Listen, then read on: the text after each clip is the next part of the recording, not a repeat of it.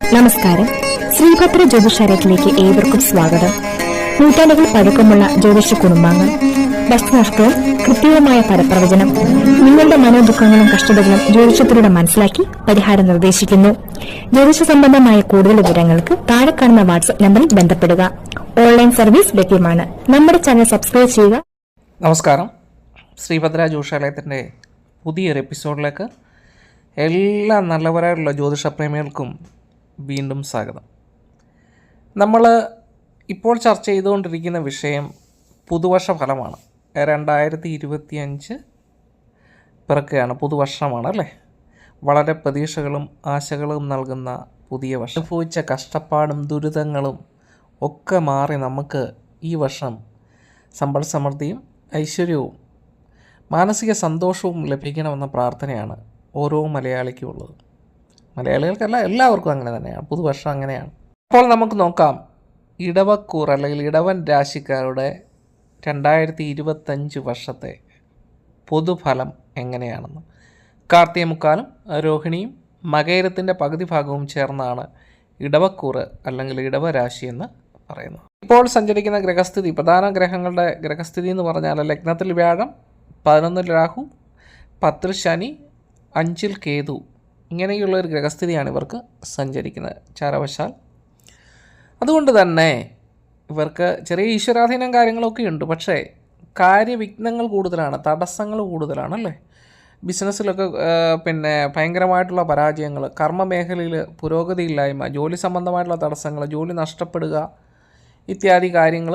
അതുപോലെ തന്നെ സഹോദരങ്ങളുടെ വിയോഗങ്ങൾ, അല്ലെ സഹോദരങ്ങൾക്ക് കൊണ്ടുള്ള മാനസിക പ്രയാസങ്ങൾ, അങ്ങനെ അലർജി സംബന്ധമായിട്ടുള്ള അസുഖങ്ങൾ, ഇങ്ങനെ പലവിധ രോഗദുരിതങ്ങൾ കൊണ്ടും മാനസിക സംഘർഷങ്ങൾ കൊണ്ടും അലച്ചിൽ കൊണ്ടും കഷ്ടപ്പെടുന്ന ആൾക്കാരാണ് ഈ ഒരു ഇടവക്കൂറിൽപ്പെട്ട ആൾക്കാർ. എന്നാൽ കുറച്ച് ആൾക്കാർക്ക് ഈശ്വരാധീനമൊക്കെ ഉള്ളതുകൊണ്ട് എങ്ങനെയൊക്കെ കാര്യങ്ങൾ നിവൃത്തിയിലെത്തുന്ന അവസ്ഥയും ഉണ്ട്. എല്ലാവർക്കും ഒരേപോലെ വരണമെന്നില്ല ഈ ഒരവസ്ഥ. അതുപോലെ തന്നെ കർമ്മസ്ഥാനത്ത് നിൽക്കുന്ന ശനിയെ കൊണ്ട്, ജോലി സംബന്ധമായിട്ടുള്ള കർമ്മമേഖലയിൽ ശനി നിൽക്കുന്നതുകൊണ്ട് ബിസിനസ്സിലൊക്കെ വളരെയധികം ധനനഷ്ടങ്ങൾ ഉണ്ടായ ആൾക്കാർ വളരെയധികം ഉണ്ട്. അതുപോലെ തന്നെ ബിസിനസ്സൊക്കെ അമ്പേ പരാജയപ്പെട്ടു പോയ ആൾക്കാരും ജോലി നഷ്ടപ്പെട്ട ആൾക്കാരൊക്കെ വളരെയധികം ഉണ്ട്. കാരണം ഇവർക്ക് കണ്ടകശനിയാണ് നടന്നുകൊണ്ടിരുന്നത്. പിന്നെ ചെറിയ വ്യാഴത്തിൻ്റെ ഗുണമൊക്കെ ഉള്ളത് കൊണ്ട് കാര്യങ്ങളൊക്കെ തടസ്സം കൂടാതെ പലർക്കും നടന്നു പോയിട്ടുമുണ്ട്. അപ്പോൾ അങ്ങനെ ഒരു അവസ്ഥയാണ് ഈ ഒരു ഇടവക്കൂറുകാർക്ക് ഉണ്ടായിട്ടുള്ളത്. എന്നാൽ പല ആൾക്കാർക്കും പല വിധത്തിലുള്ള കഷ്ടനഷ്ടങ്ങളൊക്കെ ഉണ്ടായിട്ടുണ്ട് എന്ന് തന്നെ പറയണം. കാരണം കണ്ടകശനി കൊണ്ടേ പോകും എന്നുള്ള ഒരു അവസ്ഥ നമ്മളെല്ലാം കേട്ടിട്ടുണ്ട് എന്ന് പറഞ്ഞുകൊണ്ട് ഈ കണ്ടകശനിയേതായിട്ടുള്ള എഫക്റ്റുകൾ അനുഭവിച്ച കുറേ ആൾക്കാർ ഉണ്ട് താനും. ശനി എന്ന് പറഞ്ഞാൽ നമുക്കറിയാം രാജകാരകനാണ്, അതുപോലെ തന്നെ വലിയ കുഴപ്പക്കാരനുമാണ്. അപ്പോൾ അങ്ങനെയുള്ള ശനി കൊണ്ടുള്ള ദുരിതങ്ങൾ അനുഭവിച്ച ആൾക്കാരുണ്ട്.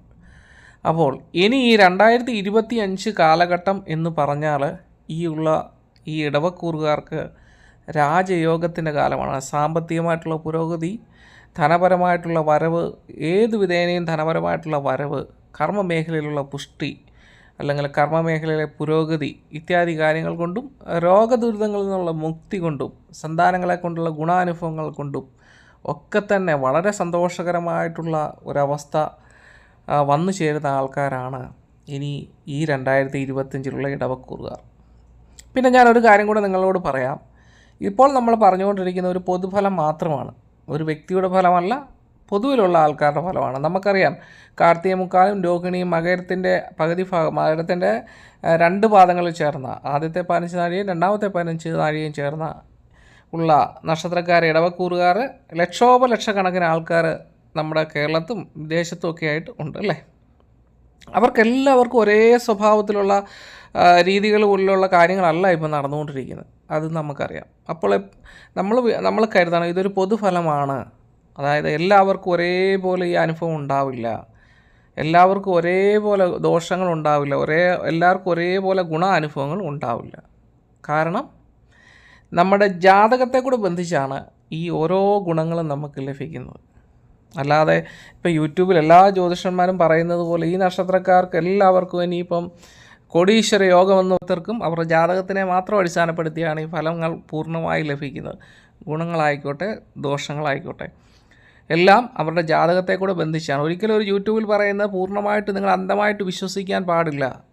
എന്ന് ഞാൻ പറയും. കാരണം ഞാനുൾപ്പെടെയുള്ള ജ്യോതിഷന്മാർ പറയുന്നതെല്ലാം ഒരു കോമൺ ഫലം മാത്രമാണ്. അങ്ങനെ കണ്ട് മാത്രം ഇതെടുക്കുക. എൻ്റെ മാത്രമല്ല, ഈ യൂട്യൂബിൽ പറയുന്ന എല്ലാ ജ്യോതിഷന്മാരുടെയും ഫലപ്രവചനം അങ്ങനെ മാത്രമേ നിങ്ങൾ കാണാവൂ. കർമ്മങ്ങൾ ചെയ്യുക, നമ്മൾ നിരന്തരം ചെയ്യേണ്ട ജോലിയും കാര്യങ്ങളും അതിനകത്ത് നമ്മൾ വ്യാപൃതരായിരിക്കുക. വരാനുള്ളത് ഈശ്വരൻ കൊണ്ടു തന്നോളും. പിന്നെ നമ്മൾ ചെയ്യേണ്ട കാര്യം എന്താണെന്ന് ചോദിച്ചാൽ, നമുക്ക് മോശമായിട്ടൊരവസ്ഥ വരികയാണെങ്കിൽ ഒരു ആസ്ട്രോളറെ കണ്ട് നമ്മൾ ഗ്രഹനിലയൊക്കെ പരിശോധിച്ച് ആ ദശാകാലമൊക്കെ മനസ്സിലാക്കി അതിന് തക്കതായ പരിഹാരങ്ങളും കാര്യങ്ങളൊക്കെ ചെയ്തു കഴിഞ്ഞാൽ നമ്മുടെ ജീവിതം മെച്ചപ്പെടുത്താനായിട്ട് സാധിക്കും. നമ്മുടെ ജീവിതത്തിലുള്ള പ്രയാസങ്ങളെ കുറയ്ക്കാനായിട്ട് സാധിക്കും. ഒരു ജ്യോതിഷനും നിങ്ങളുടെ ജീവിതം മാറ്റിമറിക്കാനൊന്നും കഴിയില്ല. നമ്മുടെ പ്രശ്നങ്ങൾ ഈ വഴിയെ കൂടെ പോയാൽ നമ്മൾ അവിടെ എത്തുമെന്ന് മാത്രം പറഞ്ഞു തരാനേ കഴിയുള്ളൂ. അല്ലാതെ ഒരു ജ്യോതിഷനും നിങ്ങളുടെ ജീവിതത്തിലെ ഇന്നത് ഞാനങ്ങോട്ട് തുടച്ച് നീക്കിയേക്കാം, വാനിഷ് ചെയ്തേക്കാം എന്ന് പറയുന്നതൊക്കെ മണ്ടത്തരമാണ്. അതിനകത്തൊന്നും നിങ്ങൾ അകപ്പെടാതിരിക്കുക. നമുക്കതിൻ്റെ ചെറിയ ചെറിയ പരിഹാരങ്ങളും ക്രിയകളും കൊണ്ട് നിങ്ങളുടെ ജീവിതത്തിന് കുറച്ച് മാറ്റങ്ങൾ ഉണ്ടാക്കിയെടുക്കാനായിട്ട് സാധിക്കും. കണ്ണിൽ കൊള്ളേണ്ടത് ഉരിയത്ത് കൊണ്ടുപോകുന്ന ഒരവസ്ഥ ഉണ്ടാകും എന്നാണ്. അപ്പോൾ എന്തൊക്കെയാണെങ്കിലും ഈ പൊതുഫലം പറയുന്നത്, ഈ പൊതുഫലത്തിൽ നമ്മൾ പറയുന്ന കാര്യം, ഇവർക്ക് ഇവരുടെ കണ്ടകശനി ദോഷം ഒഴിയുകയും വ്യാഴത്തിൻ്റെ സ്ഥിതി ഒന്നുകൂടെ മെച്ചപ്പെടുന്നു. അതായത് 2ലേക്ക് കുടുംബസ്ഥാനത്തേക്ക് വ്യാഴം പോകുന്നു. അപ്പോൾ കർമ്മസ്ഥാനത്ത് നിന്ന് ശനി മാറുമ്പോൾ കണ്ടകശനിയുടെ ദോഷം മാറും. മാർച്ച് 29 ശേഷം നിങ്ങളുടെ ജീവിതത്തിൽ കണ്ടകശനിയുടെ ദോഷങ്ങൾ പൂർണ്ണമായിട്ട് മാറും. അപ്പോൾ അങ്ങനെ മാറുമ്പോൾ നിങ്ങൾക്ക് അതിൻ്റേതായിട്ടുള്ള കണ്ടകശനിയുടെ ദോഷങ്ങൾ അനുഭവിച്ചുകൊണ്ടിരിക്കുന്ന ആൾക്കാർക്ക് കർമ്മമേഖലയിൽ ഒരു പുരോഗതി പൂർണ്ണമായിട്ടും ഉണ്ടാവും. അതായത് ബിസിനസ്സൊക്കെ തകർന്നു പോയ ആൾക്കാരുണ്ടല്ലേ, ഒത്തിരി ആൾക്കാർ ബിസിനസ്സൊക്കെ പരാജയപ്പെട്ട് ധനനഷ്ടങ്ങൾ കൊണ്ട് ബിസിനസ്സൊക്കെ പൂട്ടിക്കെട്ടിയ ആൾക്കാരുണ്ട്. അതല്ലെങ്കിൽ ജോലി നഷ്ടപ്പെട്ട ആൾക്കാരുണ്ട്. നല്ല ജോലിയിലൊക്കെ ഇരുന്ന ആൾക്കാർക്ക് സഡൻലി അവരുടെ ജീവിതങ്ങളൊക്കെ പരാജയപ്പെട്ടു പോയ ആൾക്കാരുണ്ട്. അവർക്കൊക്കെ പുതിയ ജോലികൾ ലഭിക്കാനുള്ള ഇടയുണ്ടാവും. അതുപോലെ തന്നെ ബിസിനസ്സിൽ പരാജയങ്ങളൊക്കെ ഉണ്ടായിരുന്ന ആൾക്കാർക്ക് അതിൽ നിന്നൊക്കെ ഒരു പുരോഗതി ഉണ്ടാകും. പുതിയ ബിസിനസ് ആരംഭിക്കാം, കിട്ടാക്കടങ്ങളൊക്കെ തിരിച്ചു കിട്ടും. കുടുംബസ്ഥാനത്തേക്കാണ് വ്യാഴം സഞ്ചരിക്കുന്നത്. അതായത് വ്യാഴം മെയ്യിൽ മാറുന്ന വ്യാഴം നിങ്ങളുടെ കുടുംബസ്ഥാനത്തേക്ക് വരുമ്പോൾ ധനപരമായിട്ടുള്ള അധികമായിട്ടുള്ള വരവുകൾ നിങ്ങൾക്ക് ഉണ്ടാവും. അപ്പം അതിൽ നിന്നുള്ള പുരോഗതി നിങ്ങൾക്ക് ഉണ്ടാവും. അപ്പം ധനപരമായിട്ടുള്ള വരവ്, അതുപോലെ തന്നെ നമ്മുടെ ജീവിതത്തിലുള്ള പുരോഗതി, പിന്നെ വീട് വയ്ക്കാനായിട്ട് നമ്മൾ വീട് പണിയൊക്കെ പകുതിക്ക് നിർത്തിയ ആൾക്കാരുണ്ടല്ലേ, ഇടയ്ക്ക് നമുക്ക് ബ്രേക്കായി പോയി, പൈസ ഇല്ലാതെ നമ്മൾ ഇടയ്ക്ക് വെച്ച് വീട് പണി നിർത്തിവെച്ചു. അപ്പോൾ അങ്ങനെ വീട് പണി നിർത്തിവെച്ച ആൾക്കാരൊക്കെ വളരെയധികം ഉണ്ട്. അവരുടെയൊക്കെ വീട് പണി വീണ്ടും പുനരാരംഭിക്കാനായിട്ട് സാധിക്കും. പിന്നെ അതുപോലെ തന്നെ നമ്മൾ ഫ്ലാറ്റ് വാങ്ങാൻ ഉദ്ദേശിക്കുക, അല്ലെങ്കിൽ സ്ഥലം വാങ്ങാൻ ഉദ്ദേശിക്കുന്ന ആൾക്കാർ, അങ്ങനെയൊക്കെയുള്ള ആൾക്കാർക്ക് അതൊക്കെ വേഗത്തിൽ തീർപ്പാകും, നല്ല വേഗത്തിൽ സാധിക്കുന്ന ഒരവസ്ഥ ഉണ്ടാവും. സന്താനങ്ങളെ കൊണ്ടുള്ള വളരെ ഗുണാനുഭവങ്ങൾ നിങ്ങളുടെ ജീവിതത്തിലുണ്ടാകും. സന്താനങ്ങൾക്ക് നല്ല ജോലി ലഭിക്കുക, അത് മുഖേന ഉണ്ടാകുന്ന സാമ്പത്തിക ലാഭങ്ങൾ, അതുപോലെ സന്താനങ്ങളെ കൊണ്ട് നല്ല വിവാഹ യോഗങ്ങൾ ഉണ്ടാകുക, നല്ല സന്താനങ്ങൾ പിറക്കുക, ഇങ്ങനെയുള്ള കാര്യങ്ങളൊക്കെ ഉണ്ടാവും. അതോടൊപ്പം തന്നെ നമുക്ക് നല്ല സൗഹൃദങ്ങൾ ലഭിക്കും. നല്ല സുഹൃത്ത് ബന്ധങ്ങൾ കൊണ്ടുള്ള ജീവിതത്തിൽ ഗുണാനുഭവങ്ങൾ നിങ്ങൾക്കുണ്ടാവും. പിന്നെ കുടുംബപരമായിട്ട് വളരെ ഭാര്യാഭർത്താക്കന്മാർ തമ്മിലാണെങ്കിൽ പോലും വളരെ പ്രശ്നങ്ങളിലൂടെ പോകുന്ന ആൾക്കാരുണ്ടായിരുന്നു. അതൊക്കെ മാറി കുടുംബസ്ഥാനത്തേക്ക് വ്യാഴം വരുമ്പോൾ കുടുംബത്തിലൊരു ഐക്യതയുണ്ടാവും. എന്ന് പറഞ്ഞാൽ ഭാര്യാഭർത്താക്കന്മാർ തമ്മിലുള്ള മാനസിക ഐക്യതക്കുറവൊക്കെ മാറി ജീവിതത്തിൽ പങ്കാളിയോടുള്ള വളരെ സ്നേഹവും സന്തോഷവും ഒക്കെ നമ്മുടെ മനസ്സിൽ ഉണ്ടാവും, അല്ലെങ്കിൽ അത് ഉണ്ടാക്കിയെടുക്കാനായിട്ട് നമുക്ക് സാധിക്കും. പിന്നെ അതുപോലെ തന്നെ രാഷ്ട്രീയ രംഗത്തൊക്കെ പ്രവർത്തിക്കുന്നവർക്കാണെങ്കിൽ പോലും വളരെയധികം അവരുടെ ആ മേഖലയിൽ വളരെയധികം കഴിവ് തെളിയിക്കാൻ പറ്റിയൊരു കാലമാണ് ഇനിയും വരുന്നത്. ആ കാലത്ത് അവരുടെ ജീവിതത്തിൽ വളരെ പ്രധാനപ്പെട്ട നേട്ടങ്ങളും അതുപോലെ തന്നെ പേരും പ്രശസ്തിയൊക്കെ നേടിയെടുക്കാൻ പറ്റുന്നൊരു കാലമാണ് ഇനിയും വരുന്നത്. അതുപോലെ തന്നെ രോഗദുരിതങ്ങളായിട്ട് കഷ്ടപ്പെടുന്ന കുറേ ആൾക്കാരുണ്ടായിരുന്നല്ലേ. എന്താണ് രോഗമെന്ന് കണ്ടുപിടിക്കാൻ പറ്റാത്ത ഒരവസ്ഥയിലുള്ള ആൾക്കാർ പോലും ഉണ്ടായിരുന്നു. അപ്പോൾ അങ്ങനെയുള്ള ആൾക്കാർക്കൊക്കെ രോഗദുരിതങ്ങളിൽ നിന്നുള്ള ഒരു മോചനവും മുക്തിയും ഉണ്ടാവും. രോഗങ്ങൾ പൂർണ്ണമായിട്ട് ശമനമുണ്ടാകും. ആരോഗ്യ പ്രശ്നങ്ങളൊക്കെ മാറി നല്ല ആരോഗ്യം വീണ്ടെടുക്കുന്നതായിട്ടുള്ളൊരവസ്ഥ ഉണ്ടാവും. അതോടൊപ്പം തന്നെ നമുക്ക് കായിക മേഖലയിലൊക്കെ പ്രവർത്തിക്കുന്നവർക്കാണെങ്കിൽ തന്നെ 2025 മെയ്ക്ക് ശേഷം നല്ല ഗുണാനുഭവങ്ങൾ ഉണ്ടാകും. അവരുടെ മേഖലയിലൊക്കെ തന്നെ അവർക്ക് പേരും പെരുമയും ഒക്കെ നേടിയെടുക്കാനായിട്ട് സാധിക്കും. അതുപോലെ തന്നെ നമുക്ക് വിദേശത്തൊക്കെ ജോലി തേടി പോകുന്ന ആൾക്കാരൊക്കെ ആണെങ്കിൽ മെയ് മാസത്തിന് ശേഷം അവരുടെ ചര്യകളും ജീവിത സാഹചര്യങ്ങളൊക്കെ മാറി വിദേശ രാജ്യങ്ങളിലൊക്കെ പോയി നല്ല ജോലി സമ്പാദിക്കുന്നതും അത് മുഖേന ഉണ്ടാകുന്ന ധനലാഭങ്ങളും ഒക്കെ അവരുടെ ജീവിതത്തെ മാറ്റിമറിക്കുന്നതും ജീവിതത്തിൽ സാമ്പത്തികമായിട്ടുള്ള നേട്ടങ്ങൾ ഉണ്ടാക്കിയെടുക്കുന്നതിനും ഉള്ളൊരു കാലമാണ് മെയ് മാസത്തിന് ശേഷം വരുന്നത്. മാർച്ച് മാസം വരെ ചെറിയ പ്രതിബന്ധങ്ങളിലൂടെയൊക്കെ കടന്നു പോകും. ബിസിനസ്സിലൊക്കെ ചെറിയ പ്രതിബന്ധങ്ങൾ തുടക്കകാലങ്ങളിൽ ജനുവരി, ഫെബ്രുവരി, മാർച്ചൊക്കെ ചെറിയ പ്രതിബന്ധങ്ങളിലൂടായിരിക്കും കടന്നു പോകുന്നത്. മാർച്ചിന് ശേഷം പൂർണ്ണമായിട്ടുള്ള വിടുതൽ അവർക്കുണ്ടാവും. എന്ന് പറഞ്ഞാൽ അവരുടെ ആ വിഘ്നങ്ങളൊക്കെ ഒന്ന് മാറും. എന്ന് പറഞ്ഞാൽ ആ സാമ്പത്തിക കിട്ടാക്കടങ്ങളൊക്കെ കുറച്ചൊക്കെ ഇന്ന് കിട്ടി വരും. അതുകൊണ്ട് ചെറിയ തുകയാണെങ്കിലും ചെറിയ തോതിലെങ്കിലും ധനലാഭങ്ങളുണ്ടാകും. പിന്നെ അതുകൊണ്ട് തന്നെ നമ്മൾ ശേഖരിച്ച് നമുക്ക് പുതിയ സംരംഭങ്ങൾ ആരംഭിക്കുന്നതിനും അതുപോലെ തന്നെ പുതിയ കാര്യങ്ങൾ തുടങ്ങുന്നതിനും ഒക്കെ നല്ലതാണ്. പിന്നെ മെയ് മാസത്തിന് ശേഷമാണെങ്കിൽ തന്നെയും പുതിയ കാര്യങ്ങൾ, പുതിയ സംരംഭങ്ങളോ ബിസിനസ്സുകളോ ഒക്കെ ആരംഭിക്കുക. അതിൽ നിന്നുള്ള പുരോഗതിയും ധനലാഭങ്ങളും ഒക്കെ ഈ നക്ഷത്രക്കാരെ തേടി വരുന്നതാണ്. അലർജി സംബന്ധമായിട്ടുള്ള അസുഖങ്ങൾ മുഖേന ബുദ്ധിമുട്ടുന്ന ആൾക്കാരുണ്ട്. പ്രത്യേകിച്ച് ശ്വാസമുട്ടൽ, അതുപോലെ തന്നെ സ്കിൻ സംബന്ധമായിട്ടുള്ള അസുഖങ്ങൾ, തലവേദന, നയന രോഗങ്ങൾ ഇത്യാദി കാര്യങ്ങളോടൊക്കെ ബുദ്ധിമുട്ടുന്ന ആൾക്കാർ വളരെയധികം ഉണ്ടല്ലേ. അതിൽ നിന്നൊക്കെ ഒരു വളരെ മോചനം ലഭിക്കുന്ന ഒരു കാലഘട്ടം കൂടിയാണ് ഇനി 2025 എന്ന് പറയുന്നത്. ചുരുക്കം പറഞ്ഞാൽ രോഗവിമുക്തി എന്നാണ് നമ്മൾ ഉദ്ദേശിക്കുന്നത്. പ്രത്യേകിച്ച് അലർജി സംബന്ധമായ അസുഖങ്ങൾ, വാതസംബന്ധമായിട്ടുള്ള അസുഖങ്ങൾ ഇത്യാദി കാര്യങ്ങളിൽ നിന്നൊക്കെയുള്ളൊരു മോചനം ഈ ഒരു നക്ഷത്രക്കാർക്ക് പ്രതീക്ഷിക്കാവുന്നതാണ്. പിന്നെ അതുപോലെ തന്നെ നമുക്ക് നമ്മുടെ ഭാര്യയിൽ നിന്നുള്ള സ്വത്തുക്കളും കാര്യങ്ങളൊക്കെ ലഭിക്കും. അതായത് മധ്യഭാഗത്തിന് ശേഷം സ്വത്തുക്കളൊക്കെ നമ്മളിലേക്ക് വന്നു ചേരും. അത് മുഖേന നമുക്ക് സാമ്പത്തികമായിട്ടുള്ള ക്രയവിക്രയങ്ങളൊക്കെ നടത്താനായിട്ട് സാധിക്കും.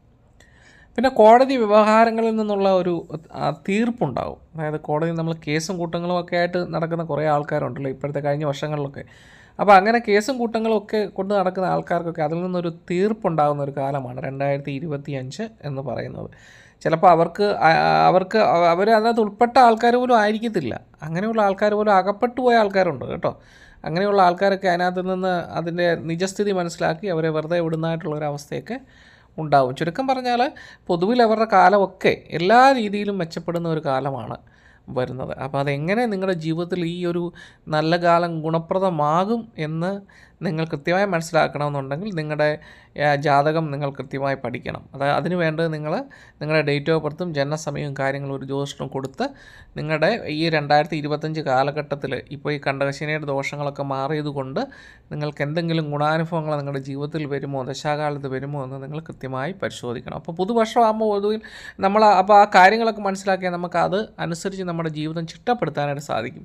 എല്ലാ ആൾക്കാരും പുതുവർഷമെന്ന് പറഞ്ഞു കഴിഞ്ഞാൽ അവരുടെ കഴിഞ്ഞ കാലങ്ങളെ പൂർണ്ണമായിട്ട് വാനിഷ് ചെയ്തിട്ട് നമുക്ക് പുതിയൊരു മനുഷ്യനായിട്ടല്ലേ പുതിയൊരു ജീവിതമായിട്ട് തുടങ്ങണമെന്നൊക്കെ ആഗ്രഹിക്കും. കള്ളുകൂടിയന്മാരാണെന്ന് പറഞ്ഞാൽ 2025 പൂർണ്ണമായും കുടി നിർത്തുമെന്ന് പറയും. പക്ഷേ ഇതിനകത്ത് 99 ആൾക്കാരും കുടി നിർത്താറില്ല, അവർ വീണ്ടും കുടിക്കും.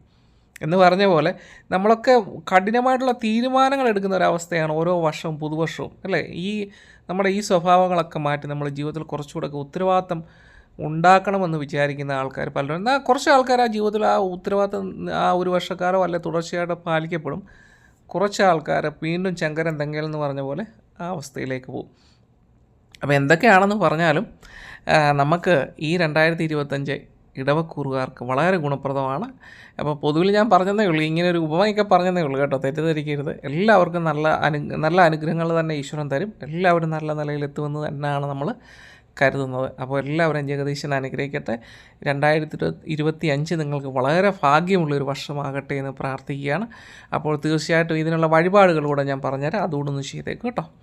അപ്പോൾ പ്രധാനമായിട്ട് നിങ്ങൾ സർപ്പക്ഷേത്രം, ഇപ്പോൾ രാഹുർദശ കാലങ്ങളൊക്കെ നടക്കുന്ന ആൾക്കാരുണ്ട്. അപ്പോൾ അങ്ങനെയുള്ള ആൾക്കാർ സർപ്പക്ഷേത്രങ്ങളിൽ വഴിപാട് നടത്തുക. വ്യാഴദശയൊക്കെ സഞ്ചരിക്കുന്ന ആൾക്കാരാണെങ്കിൽ കൃഷ്ണൻ അമ്പലത്തിൽ വിഷ്ണു ക്ഷേത്രത്തിൽ വഴിപാടുകളും കാര്യങ്ങളൊക്കെ നടത്തുക. പിന്നെ കൃഷ്ണൻ അമ്പലത്തിൽ വ്യാഴാഴ്ച ദിവസം കുളിച്ചുകൊണ്ട് തുളസിമാല അർച്ചന, പാൽപ്പായസം ഇത്യാദി വഴിപാടുകളൊക്കെ നടത്തുകയും പിന്നെ മാർച്ച് വരെ ശനീശ്വരന് വഴിപാട് നടത്തണം. മാർച്ച് വരെ കേട്ടോ, ശനീശ്വരന് നീലാഞ്ജനം അർച്ചന മുതലായ വഴിപാടുകൾ നടത്തുക. ശിവക്ഷേത്രത്തിൽ കൂവളത്തുമാല അർച്ചന മുതലായ വഴിപാടുകളൊക്കെ നടത്തുന്നു. ഇപ്പോഴത്തെ അവസ്ഥയിൽ വളരെ ഗുണകരമാണ്. മാർച്ച് വരെ എന്താണെങ്കിലും ഞാൻ എൻ്റെ പഴയ വീഡിയോ കണ്ടവർക്കറിയാം അല്ലേ, ആ പറയുന്ന പരിഹാരങ്ങൾ തന്നെ ഫോളോ ചെയ്ത് പോകണം കേട്ടോ, ഒന്നും വ്യത്യാസപ്പെടുത്തേണ്ട, അതൊക്കെ തന്നെ ചെയ്തോളുക. പിന്നെ ധർമ്മ ദൈവസ്ഥാനത്ത് യഥാശക്തി വഴിപാടുകളും കാര്യങ്ങളും ചെയ്യുക. പിതൃപൂജകളും ഇത്യാദി വഴിപാടുകളൊക്കെ വിഷ്ണു ക്ഷേത്രത്തിൽ നടത്തുക. പിന്നെ നമുക്ക് കാവ് കാര്യങ്ങളൊക്കെ ഉണ്ടെങ്കിൽ കൃത്യമായിട്ട് അതിൻ്റെ പൂജകളും കാര്യങ്ങളും ഫോളോ ചെയ്തു പോവുക, അതിൽ പങ്കാളികളാകുക. അപ്പോൾ ഇങ്ങനെയൊക്കെയുള്ള കാര്യങ്ങളൊന്ന് ഫോളോ ചെയ്ത് പോയാൽ മതി, ജീവിതത്തിൽ വളരെ മെച്ചകരമായിരിക്കും. ഇനിയിപ്പം നിങ്ങൾക്ക് ഞാൻ പറഞ്ഞു, നിങ്ങളുടെ കാര്യങ്ങൾ നിങ്ങൾക്ക് കൃത്യമായിട്ട് അറിയത്തില്ലെങ്കിൽ നിങ്ങൾക്ക് ഈ വ്യക്തത ഇല്ല, നിങ്ങൾക്ക് ഇന്ന ദശാകാലമാണ് സഞ്ചരിക്കുന്നതെന്നും ഇത്ര നാൾ വരെ ഉണ്ടെന്നും അതിനകത്ത് ഇന്ന അപകാരകാലമാണ് നടക്കുന്നതെന്നും അറിയാൻ മേലാത്ത ആൾക്കാർ കാണും. അവർ നിങ്ങൾ കൃത്യമായി ഒന്ന് മനസ്സിലാക്കി വെച്ചേക്കുക. എനിക്ക് ഇന്ന നാൾ മുതൽ ഇന്ന നാൾ വരെ ഇന്ന അപകാരകാലമാണ്, അതിന് ഇന്ന ദേവാലയത്തിലോ അല്ലെങ്കിൽ മറ്റ് പിന്നെ എവിടെയാണെങ്കിലും അവരവരുടെ വിശ്വാസങ്ങൾക്കനുസൃതമായിട്ടുള്ള ദേവാലയങ്ങളിൽ പ്രാർത്ഥനയും വഴിപാടും ചെയ്താലും മാറ്റം ഉണ്ടാകുമെന്ന് മനസ്സിലാക്കി വെച്ചാൽ നമുക്ക് കണ്ണിൽ കൊള്ളേണ്ടത് പുരികത്ത് കൊണ്ടുപോകുന്ന ഒരവസ്ഥ നമ്മുടെ ജീവിതത്തിൽ ഉണ്ടാകും. അപ്പോൾ എല്ലാവർക്കും നല്ലത് വരട്ടെ, ഈശ്വരൻ അനുഗ്രഹിക്കട്ടെ എന്നൊരു പ്രാർത്ഥനയോട് കൂടി എപ്പിസോഡ് ഇവിടെ വൈൻഡപ്പ് ചെയ്യുന്നു. നന്ദി, നമസ്കാരം.